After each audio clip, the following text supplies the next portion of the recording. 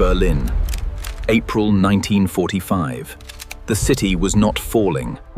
It was disappearing. The first thing you would notice is not silence, but the absence of everything that used to mean a city was alive. Berlin in 1945 was no longer recognizable as a capital. It was a fractured landscape of smoke-stained walls, broken stone, and streets that seemed to lead nowhere except deeper into ruin. And somewhere inside that collapsing shell of a metropolis, thousands of German soldiers were still alive, still moving, still waiting for something they could no longer define. What you are about to hear has been buried beneath decades of simplified history, because the reality of those final days was not a clean military surrender. It was a slow compression of an entire army trapped inside a city that was shrinking under constant pressure from every direction. And most accounts never tell you what it actually felt like to be inside that space when communication stopped working, when command structures dissolved into silence, and when every street corner became both shelter and trap at the same time. Berlin was not just being captured, it was being erased layer by layer, block by block, and the soldiers caught within it were forced into a reality where the rules of organized warfare no longer applied, where visibility was reduced to dust-filled air and collapsing structures, and where time itself seemed to lose meaning as each hour blurred into the next without clarity of outcome. Many of these men had entered the city believing in discipline, order, and the idea that large-scale urban defense could still be coordinated. But what unfolded instead was a gradual breakdown of certainty. As units became isolated, regrouping became impossible, and orders that once traveled through clear chains of command were reduced to fragments of intercepted signals or assumptions made in real time under extreme uncertainty. And while official reports after the war would later summarize these events as a final defensive phase, the lived experience inside the ruins was something entirely different. It was a condition where survival depended less on strategy and more on endurance, where movement through the city required navigating structures that no longer resembled maps, and where even the idea of front lines disappeared into overlapping zones of control that shifted unpredictably. And yet, within this environment, decisions were still being made moment by individuals who had no way of understanding the larger picture unfolding around them. This is the part of the story that rarely appears in textbooks or formal historical summaries: the internal collapse of coordination, the psychological pressure of isolation in a city under siege, and the realization that the outcome was no longer something that could be influenced in any meaningful way from within. Because by the time Berlin reached this stage, the structure holding it together had already begun to fail from within long before the final external pressure arrived. And as we move deeper into what actually happened inside those final days, you will begin to see that the most important events were not always the battles themselves, but the gradual disappearance of certainty, order, and the belief that any organized resistance could still change what was already in motion. What was happening inside the city was not a coordinated defense in any meaningful sense anymore. It was a fragmented existence unfolding across ruins that no longer supported communication, where the idea of a unified army had already begun to dissolve into isolated pockets of soldiers who could only understand their immediate surroundings, and even that understanding was unstable, shifting with every new collapse of infrastructure or disruption in contact. Units that once operated under structured command now found themselves relying on memory, instinct, and whatever fragments of instruction had survived the breakdown of larger systems. And as the external pressure around the city continued to intensify, the internal structure that once held thousands of men together was no longer functioning as a single organism, but rather as disconnected groups moving through the same destroyed environment without a shared picture of the battlefield. This created a condition where perception became unreliable, because information traveled slowly, if at all, and what a soldier believed to be happening on one street could already be outdated by the time it reached another. And in this environment, the distinction between order and confusion became increasingly difficult to define, because there were still attempts to maintain discipline, still efforts to interpret incoming signals, still efforts to coordinate movement across damaged sectors of the city. But each attempt collided with the reality that the physical infrastructure required for such coordination no longer existed in a stable form. Communication lines were disrupted, observation points were compromised, and movement itself was constrained by debris and shifting zones of control that made planning nearly impossible. And yet, despite this breakdown, individuals continued to act as if structure still existed, following outdated instructions or relying on assumptions formed hours earlier, which only added to the fragmentation as each decision was made without full awareness of surrounding conditions. And what makes this stage of the collapse particularly significant is not any single confrontation or moment of impact, but the gradual erosion of shared understanding among those still inside the city. Because once that shared understanding disappears, even the most organized force begins to behave like separate entities operating in parallel rather than as a unified whole. And Berlin at this stage had reached precisely that condition, where survival depended less on hierarchy and more on proximity, where soldiers often found themselves aligning temporarily with whoever happened to be nearby rather than any larger command structure. And as this continued, the city itself became a kind of maze with no reliable orientation, where landmarks lost their meaning and familiar routes became unrecognizable, forcing constant adaptation under conditions that changed without warning. And this is the moment in the broader timeline that reveals the true nature of what was unfolding, not a single decisive engagement, but a systemic breakdown of coherence, where the gap between what was intended by command and what was actually happening on the ground widened beyond repair, setting the stage for the final phase that would soon follow. As the internal fragmentation continued to deepen, the remaining structure inside the city began to shift into something even more unstable, because what followed was no longer just a breakdown of communication or coordination, but a sustained and overwhelming pressure that removed any remaining illusion of stability. And those still moving through the ruins were forced to adapt to a rhythm that no longer resembled organized military activity, but instead became a constant response to an environment that was changing faster than any attempt to interpret it. And in this phase, the city itself seemed to operate on multiple layers at once, where one sector could appear momentarily quiet, while another shifted into complete disorder without warning, creating a sense that no part of the environment could be trusted to remain consistent for more than a short period of time. And the individuals inside this space were increasingly separated not only from command structures, but also from any shared sense of direction, because even basic coordination depended on information that was no longer reliable.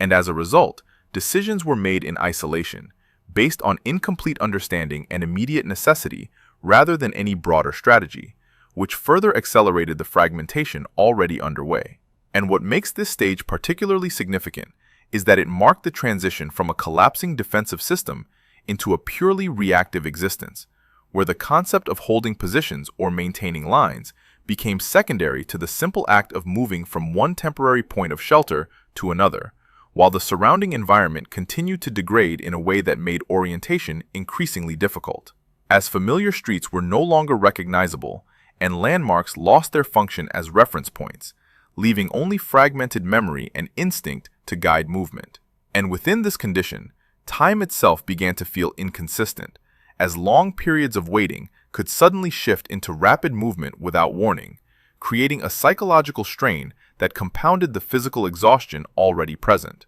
And yet, even under these conditions, there were still attempts to interpret incoming fragments of information, still efforts to maintain some form of structure, even if only at the smallest local level. But each attempt revealed the same underlying reality, that the system had already moved beyond the point where it could be reassembled into a coherent whole, and instead existed only as isolated moments of activity that no longer connected to a larger operational picture. And as this continued, the experience of those inside the city became defined less by events themselves and more by the absence of continuity between those events, where each moment existed independently of the next. And this disconnection gradually shaped a reality in which survival depended entirely on immediate perception rather than long-term understanding. And it is within this stage of the collapse that the full depth of the situation becomes clear, not through any single turning point, but through the accumulation of countless small breakdowns that together formed a complete erosion of the system that once held everything in place. As the situation inside the city continued to evolve, the remaining structure was subjected to a level of external pressure that further reduced any possibility of reestablishing stability, and what had already become a fragmented operational environment now entered a phase where the boundaries between controlled space and uncontrolled space began to blur even more, because entire sections of the city were no longer defined by strategic value or defensive purpose, but by their temporary usability as movement corridors or short-term shelter points. And in this context, the concept of a fixed position gradually disappeared, replaced instead by constantly shifting zones of relative safety that changed depending on conditions that could not be predicted in advance. And those still present within this environment were forced to rely on continuous reassessment of their surroundings, often without access to updated information or any reliable sense of what lay beyond the immediate perimeter of their location, which created a condition where decision-making became increasingly localized and reactive rather than coordinated or planned. And as this process continued, the broader system of organization that once governed movement, communication, and allocation of resources effectively ceased to function in a meaningful way, leaving only isolated patterns of activity that existed independently of any larger framework. And within this fragmented reality, the experience of time became increasingly distorted, as periods of relative stillness were frequently interrupted by sudden shifts in environmental conditions that required immediate adjustment, forcing individuals to operate in a state of constant alertness without the benefit of anticipation or preparation. And this sustained level of uncertainty gradually reshaped behavior, as actions became driven less by structured objectives and more by immediate necessity, resulting in a continuous cycle of short-term adaptation that replaced long-term planning entirely. And even attempts to reconstruct a shared understanding of the situation were limited by the absence of consistent communication channels, which meant that information, when it did arrive, often did so in incomplete or outdated fragments that could not fully represent the conditions elsewhere in the city, further deepening the sense of disconnection between different areas and groups. And as these conditions persisted, the environment itself began to function as a determining factor in every decision, with physical constraints such as accessibility, visibility, and structural stability taking precedence over any strategic consideration, effectively redefining the nature of movement and positioning within the urban space. And in this stage of the collapse, it becomes clear that the defining characteristic of the situation was not any single event or decisive moment, but rather the accumulation of continuous pressure that steadily reduced the capacity for coordinated action, until what remained was a collection of isolated responses occurring within a shared environment that no longer supported unified direction or collective control. As the internal conditions within the city continued to degrade in a sustained and irreversible manner, the remaining patterns of human activity began to shift into a form that was defined less by structured organization and more by continuous adaptation to immediate surroundings. And at this stage, the concept of a stable operational environment had already fully dissolved into a series of localized survival contexts, where each group and individual was effectively operating within a separate micro-reality shaped by the specific conditions of their immediate location. And what had once been a unified urban battlefield was now experienced as a collection of disconnected zones, each with its own tempo, its own limitations, and its own set of unpredictable variables. And within this fragmented structure, movement through the city required constant recalibration, because pathways that appeared usable at one moment could become inaccessible in the next due to structural instability or shifting control patterns. And this created a psychological environment where certainty was no longer possible at any meaningful scale. And even short-term planning became dependent on assumptions that could not be reliably confirmed, forcing individuals to rely on observation of immediate surroundings rather than any broader situational awareness. And as this continued, the internal sense of continuity between events began to weaken further, because information no longer traveled through established channels, but instead appeared sporadically through fragmented and often delayed transmission points, which meant that by the time any update reached a given location, it often no longer reflected the current conditions elsewhere. And this delay in perception contributed to an increasing gap between perceived reality and actual developments across different sectors of the city, reinforcing the sense that each area was operating independently of the others, even when they were physically close. And as a result, coordination became less about structured communication and more about interpreting partial signals and adjusting behavior in real time. And this mode of operation gradually replaced any remaining attempt at centralized control, which had already been weakened by the cumulative breakdown of infrastructure and organizational continuity. And within this environment, the experience of time itself began to feel compressed and irregular, as periods of waiting could extend unpredictably, while moments of movement occurred without warning, creating a rhythm that was no longer governed by planning or expectation, but by external pressure and environmental instability. And this sustained uncertainty also influenced decision-making at the individual level, as choices were increasingly made based on immediate feasibility rather than long-term outcome, resulting in a continuous cycle of short-range responses that further reduced the possibility of coordinated action across larger groups.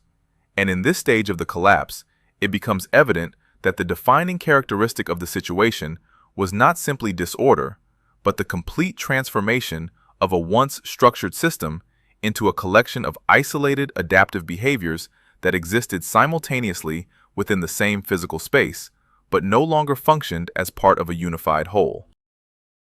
As the conditions inside the city continued to evolve into a fully fragmented operational environment, the remaining human presence within that space was increasingly defined by continuous adaptation to instability rather than any form of structured planning. And at this stage, the environment itself had become the primary governing factor of all movement, communication, and decision-making, replacing what had once been an organized system with a dynamic and unpredictable set of constraints that shifted without warning. And this meant that every action taken within the city was now dependent on immediate context rather than any broader understanding of the overall situation, creating a reality in which continuity between events had almost completely disappeared. And what remained was a sequence of isolated moments that did not reliably connect to one another in any meaningful way. And within this structure, perception became highly localized, as individuals could only interpret what was directly visible or immediately accessible, while anything beyond that narrow field of awareness existed as uncertainty or delayed information that might no longer be relevant by the time it was received. And this increasing separation between perception and reality contributed to a deeper sense of disorientation across all remaining operational zones. Because even when multiple groups were present within the same geographic area, their understanding of conditions often differed significantly based on timing, positioning, and the quality of fragmented information available to them. And as this divergence continued, coordination became increasingly incidental rather than intentional, occurring only when immediate circumstances allowed brief alignment of movement or objective, rather than through any sustained or centralized planning structure. And this shift fundamentally altered the nature of activity within the city, as it moved away from structured operational behavior and toward continuous reactive adjustment, where each decision was shaped by the immediate constraints of environment, visibility, and access, rather than any overarching directive. And in this context, time itself began to lose its traditional structure, as periods of relative stability could suddenly transition into rapid environmental change without warning, creating a rhythm that was no longer predictable or uniform, but instead fragmented and uneven, reinforcing the sense that each moment existed independently of the next. And this lack of continuity had a compounding effect on all remaining forms of organization, as it prevented the formation of consistent patterns of movement or communication, leaving only temporary alignments that dissolved as soon as conditions shifted again. And what emerges clearly from this stage of the collapse is not simply disorder in the conventional sense, but a complete transformation of a once coordinated system into a distributed set of isolated adaptive responses that operate within the same physical space without sharing a unified framework of understanding or control. As the situation continued to progress within the collapsing urban environment, the remaining system of survival and movement inside the city became increasingly defined by environmental pressure rather than any form of structured coordination. And at this stage, the influence of external conditions had become so dominant that it effectively replaced the remaining traces of organizational intent, shaping every aspect of how individuals experienced and interacted with their surroundings, and what once had been a network of interconnected positions and communication points had now fully transitioned into a landscape of isolated survival zones where each area functioned independently based on its immediate physical condition. And within this environment, the availability of resources, visibility, and structural stability became the primary factors determining movement, while all previous concepts of planning or long-term coordination had already dissolved into short-term adaptive responses. And this created a situation where continuity between different parts of the city was no longer maintained, as information could not reliably travel between locations, and even when it did, it often arrived in a form that no longer reflected the current reality on the ground, which meant that decision-making increasingly relied on direct observation and immediate interpretation, rather than any shared understanding of the broader situation. And as this continued, the sense of isolation within individual groups intensified, because each unit or cluster of individuals was effectively operating within its own localized version of the city, shaped by what they could directly perceive rather than what was occurring elsewhere. And this divergence in perception contributed to an overall fragmentation of situational awareness that made any form of synchronized action increasingly rare, and instead, behavior became defined by continuous adjustment to immediate conditions, where movement was dictated by short-range opportunity and environmental constraints rather than any coordinated objective. And as a result, the structure of activity within the city shifted into a pattern of intermittent alignment, where brief moments of coordination could occur only when conditions temporarily allowed, before dissolving again into independent action. And this pattern reinforced the absence of continuity that had already become the defining characteristic of the environment, while at the same time, the passage of time itself began to lose its conventional structure, as periods of stillness could extend unpredictably and moments of activity could emerge without warning, creating a rhythm that was no longer governed by planning or expectation, but by immediate external conditions. And within this framework, even attempts to reconstruct a broader understanding of the situation were limited by the lack of consistent reference points, because the physical environment was constantly changing, and what served as a recognizable landmark at one moment could become unrecognizable shortly afterward, further reducing the ability to orient within the city. And as these conditions persisted, the overall experience of those still present became defined by continuous adaptation to uncertainty, where every action existed independently of a larger narrative structure. And in this stage of the collapse, it becomes increasingly clear that the defining factor was not any single event or moment of transition, but the sustained breakdown of coherence across every level of the system, resulting in a fully fragmented environment where only isolated responses remained within a shared but fundamentally disconnected space. As the final phase inside the city continued to unfold, the remaining structure that had once allowed any form of coordinated resistance reached a point where it could no longer maintain even the illusion of cohesion, and what followed was not a single defining moment, but a progressive and irreversible separation of all remaining operational elements into independent and unconnected outcomes, as communication channels had already ceased to function in any reliable capacity, and movement across the city was now dictated entirely by immediate circumstance rather than any shared directive. And within this environment, the last remnants of organized activity began to dissolve into individual decisions made under extreme uncertainty, where each group or individual was forced to interpret their situation without access to a broader framework that could provide clarity or direction. And this created a condition in which the concept of collective action effectively disappeared, replaced instead by isolated responses that no longer aligned with any unified objective. And as external pressure continued to compress the remaining space within the city, the internal fragmentation reached its final stage, where even previously established local coordination points ceased to function as reliable reference structures. And those still attempting to navigate the environment were confronted with a reality in which familiar routes, known positions, and assumed boundaries no longer held any consistent meaning, resulting in a complete breakdown of spatial orientation at a systemic level. And at this stage, the remaining individuals were no longer operating within a structured operational environment, but rather within a continuously shifting physical space where conditions changed without warning, and where every attempt at movement required immediate reassessment of surroundings. And as a result, the final phase of activity became defined by short-range adaptation and fragmented decision-making, with no mechanism remaining capable of restoring higher-level coordination. And this absence of structural continuity extended even to the perception of time, which had already become irregular in earlier stages, but now lost any remaining sense of progression, as events no longer connected in a coherent sequence, but instead appeared as isolated moments that existed independently of one another. And within this condition, the psychological experience of those still present shifted toward a form of sustained uncertainty, where anticipation of future outcomes was no longer possible in any meaningful way, and each moment had to be processed as an isolated reality, disconnected from both past and future context. And as this continued, the remaining functional presence inside the city transitioned into a state where the distinction between organized resistance and simple survival behavior effectively disappeared, leaving only individuals and small groups reacting to immediate conditions without access to any broader operational understanding. And it is within this final stage that the complete dissolution of the original structure becomes fully visible,